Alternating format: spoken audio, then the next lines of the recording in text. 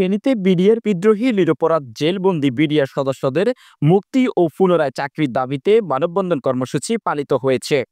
বুধবার দুপুরে শহরের কেন্দ্রীয় শহীদ মিনারের সামনে বিডিআর কল্যাণ পরিষদ ফেনী জেলা কমিটি আয়োজিত মানববন্ধনে বক্তব্য রাখেন ফেরদৌস আল মামুন, হাবিলদার মান্নান, হাবিলদার সিরাজ, নায়েক সুবেদার মনসুর আহমদ, হাবিলদার আবদুল্লাহ, নায়েক আবু তৈয়ব ও নুরনবী, সিপাহী নিজামুদ্দিন, মোহাম্মদ ইয়াসিন, আব্দুল মতিন, সিপাহী আব্দুল মান্নান। এ সময় বক্তারা বর্তমান সরকারের কাছে অতি দ্রুত বন্দি বিডিআরদের জামিনে মুক্ত করার ব্যবস্থা ও সসম্মানে চাকরিতে বহাল করার দাবি জানান।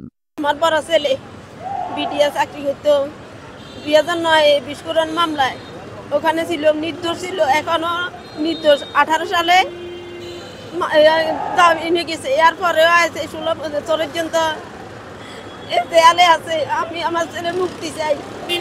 এই মামলা বিস্ফোরণ মামলা প্রত্যাহার করে আমার ছেলের মুক্তি চাই। এখন আমরা চাই, আমাদের দাবি হলো আমরা যদি তদন্তে দোষী প্রমাণিত হই আমাদের বিচার করা হোক, পূর্ণ তদন্ত করে যদি নির্দোষ হয় আমাদের চাকরির সুযোগ সুবিধা এবং যাদের এখনো চাকরির মেয়াদ আছে তাদেরকে চাকরিতে পূর্ণ বহালের জন্য আবেদন করতেছি। আমার বড় ভাই দীর্ঘ আজকে 16 বছর দেয়ালে আছে বিডিআর বিদ্রোহের মামলায়। 2018 সালে ওনার শাস্তি শেষ, কিন্তু ওনাকে বিস্ফোরক মামলা, মিথ্যে মামলা দিয়ে ওনারা আজকে 7 বছর বিনা অপরাধে ওনাকে জেল কাটে। আমরা ওনার মুক্তির দাবিতে আজকে এখানে আসছি। আমরা চাই ওনার মুক্তি হোক, বিস্ফোরক মামলা তুলে নিয়ে ওনার তারা খুব তাড়াতাড়ি মুক্তি করে দেয়। আমার আব্বু দীর্ঘ 8 বছর জেল খেটে বাইর হয়েছে, এখন উনি নির্মমানের একটা চাকরি করতেছে। আমরা অনেক কষ্টের মধ্যে আছি।